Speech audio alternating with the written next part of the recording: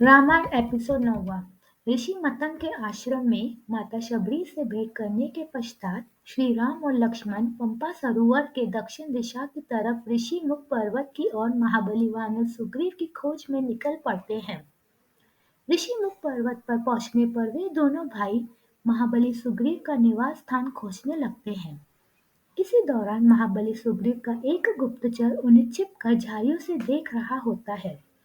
वह गुप्तचर वानर यह बात जानकर महाबली सुग्रीव को बताता है कि ऋषिमुख पर्वत की ओर दोनों व्यक्ति आ रहे हैं, जिनका बाना किसी ऋषि या मुनियों जैसा है, लेकिन उनके कंधे वीरों जैसे हैं और कंधों पर धनुष्य बाण भी है।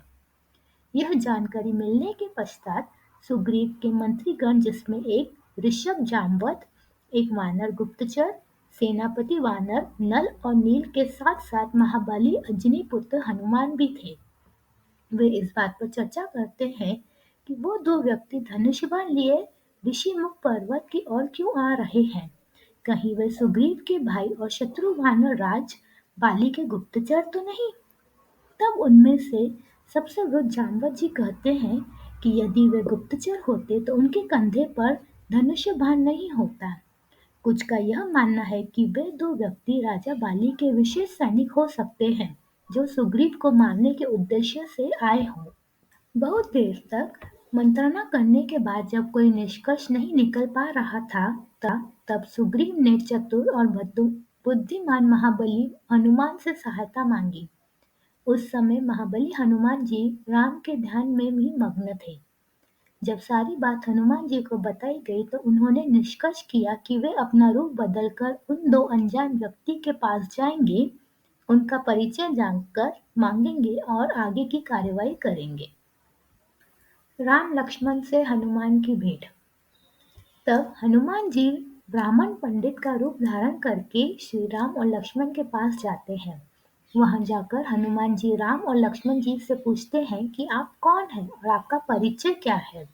तब लक्ष्मण जी हनुमान जी से पूछते हैं कि हमें महाराज सुग्रीव के पास जाना है। तब हनुमान जी उनसे पूछते हैं कि आपको सुग्रीव के पास क्यों जाना है, क्योंकि मैं उनका कुल पुरोहित हूँ, आप मुझे बताइए।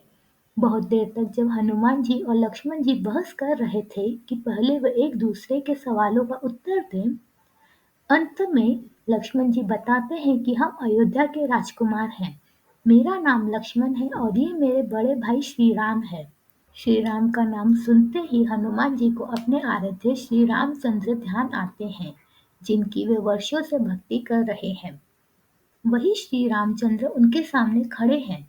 श्री राम का परिचय पाकर हनुमान जी अपने चपलता के लिए क्षमा मांगते हैं तथा भाव विभोर होकर अपना परिचय बताते हैं। हनुमान जी अपने वास्तविक रूप में आकर कहते हैं, हे राम, मैं आपका परम भक्त अंजनी पुत्र हनुमान हूँ और राजा सुग्रीव के आदेश पर आपको अनजान मानकर आपका परिचय पाने के लिए यह ब्राह्मण का वेश बनाकर आया हूँ। तब बातों ही बातों में श्री राम और लक्ष्मण जी भी अपनी यात्रा का सारा वृत्तांत हनुमान जी को बताते हैं कि उनको माता शबरी ने भेजा था और वे दोनों सुग्रीव से मित्रता करने के लिए आए हैं। रावण द्वारा सीता हरण की बात सुनकर हनुमान जी सुग्रीव की आत्मकथा भी श्री राम और लक्ष्मण जी को बताते हैं कि हमारे राजा सुग्रीव की पत्नी भी उनसे छीन चुकी है, अतः वो अपनी वेदना को समझ सकते हैं, जिनसे आप दोनों एक दूसरे के लिए कल्याणकारी सिद्ध होंगे। राम और सुग्रीव की मित्रता। तब हनुमान जी राम और लक्ष्मण को सुग्रीव के निवास स्थान पर चलने के लिए कहते हैं, लेकिन वहां का रास्ता काफी दुर्गम होने के कारण हनुमान जी विराट रूप बनाकर श्री राम और लक्ष्मण जी को अपने कंधों पर बिठाकर हवा में उड़ते हुए सुग्रीव के पास ले जाते हैं।